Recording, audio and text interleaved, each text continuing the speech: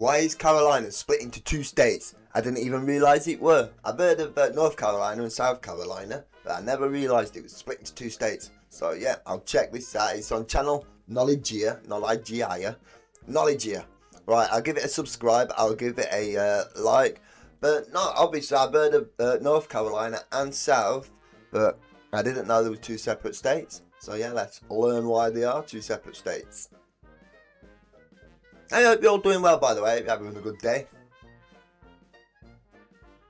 Why does the U.S. have two Carolinas? North and South Carolina share so much culture and politics that most Americans don't understand why they split. So they are two full-on separate states then. So okay, someone told me in the comments that this was a Carolina Gamecocks top. So where does this come from then? I wonder if it'll let me know in this video. But if it doesn't, let me know in the comments, please.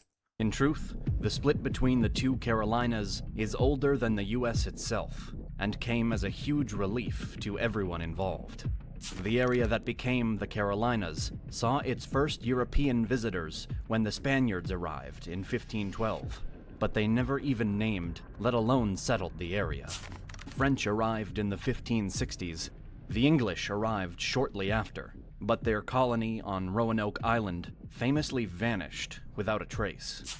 European attention passed over the area for another few decades, until 1629, when King Charles I granted settlement rights to the MP Robert Heath, but he too passed on developing it.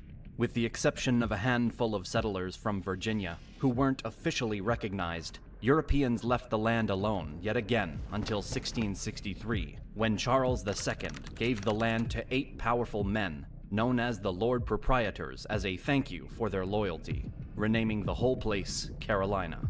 A few years later, the first permanent settlement was laid down at Charlestown, today's Charleston, and soon after, more settlers trickled in. However, the difference between North and South Carolina was already manifesting. Charlestown and the other South Carolina settlements owed themselves to slaves and plantation owners from the West Indies, chiefly Barbados, who were seeking new land for cash crops. South Carolina offered a perfect environment for growing sugar and rice. Slave plantations sprung up all over the area, supported by wealthy businessmen, while European settlers concentrated in urban areas like Charlestown. Slave exports were as important as slave imports there. Between 1670 and 1715, over 25,000 indigenous natives were sold into slavery in South Carolina, while a similar number of black slaves were brought in. By the mid-18th century, most of South Carolina's population were slaves, and most of its white population were wealthy or urbanized, if not both. By contrast, the rural North was much less dependent on slavery. Slavery did exist there, especially for the tobacco industry. That's mental. There was actually more slaves than there were actual slave owners, and that's crazy. But most of the settlers were poorer. In fact, many had been indentured servants themselves, coming down from other colonies, and who could never afford slaves of their own. North Carolina quickly gained a reputation for attracting the rougher and poorer settlers, while the wealthy flocked to the south. As a result, Northern Carolina became the most populated, but Southern Carolina became the richest.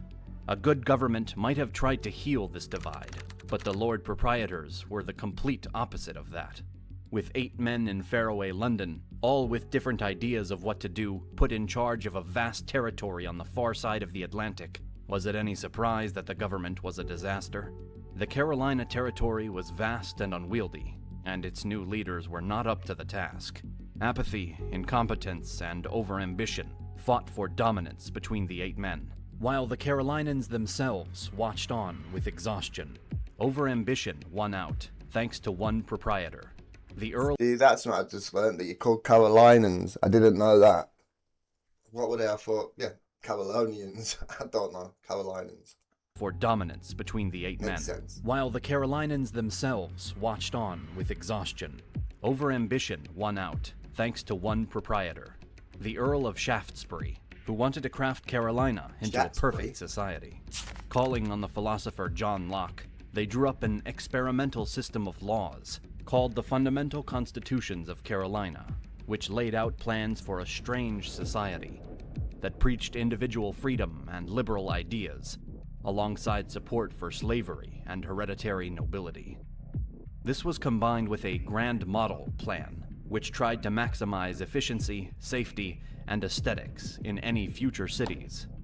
It was a bold project for any government, so naturally, it failed in the hands of the proprietors. With communication and travel between Charlestown and the North difficult, the Lord Proprietor's laws meant a lot less far from the colonial capital. Local government picked up the slack, allowing towns and communities to run their own affairs without much need for Charlestown or London. Distant government quickly became associated with corruption and inefficiency, attitudes that were increasingly common across the colonies. Distrust and resentment of the Lord Proprietors was so bad in the North, a settler named John Culpeper in Albemarle County in the North colonies. Distrust and resentment of the Lord Proprietors was so bad in the North, a settler named John Culpeper in Albemarle County in the North staged a bloodless rebellion against their officials. Culpeper gathered dozens of men, jailed the Lord Proprietor's tax official, and staged their own elections.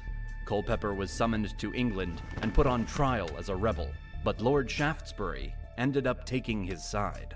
After all, Shaftesbury admitted there was no real government in Carolina, so Culpeper and his supporters were well within their rights to resist anything pretending to be one. Culpeper was declared innocent. It was an embarrassing display for the Lord Proprietors. By this point, word of the chaos and poor management was widespread, and new settlers were passing up Carolina in favor of other settlement locations, like Pennsylvania. In a desperate attempt to attract more settlers, the proprietors rewrote the Fundamental Constitution no less than 3 times in 1682, which only convinced critics that the government was a failure.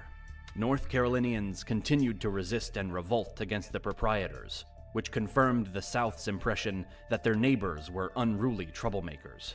Another high-profile bloodless revolt in 1711, led by Thomas Carey against proprietor-appointed Edward Hyde, showed that nothing had improved in the management of the colony.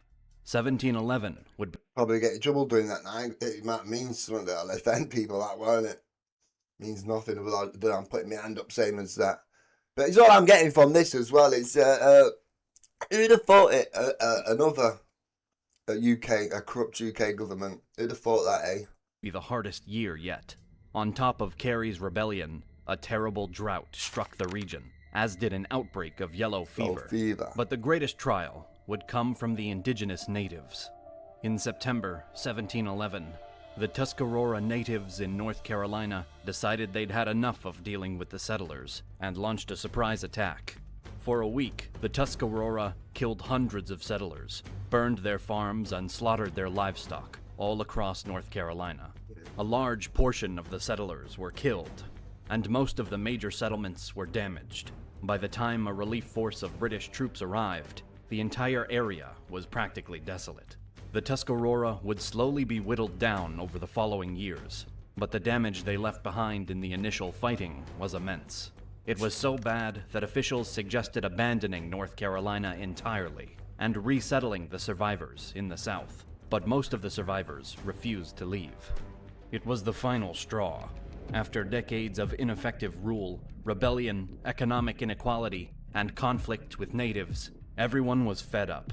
Writing off the devastated North as a loss, the proprietors decided to split North and South Carolina, if only to rid themselves of an irritant.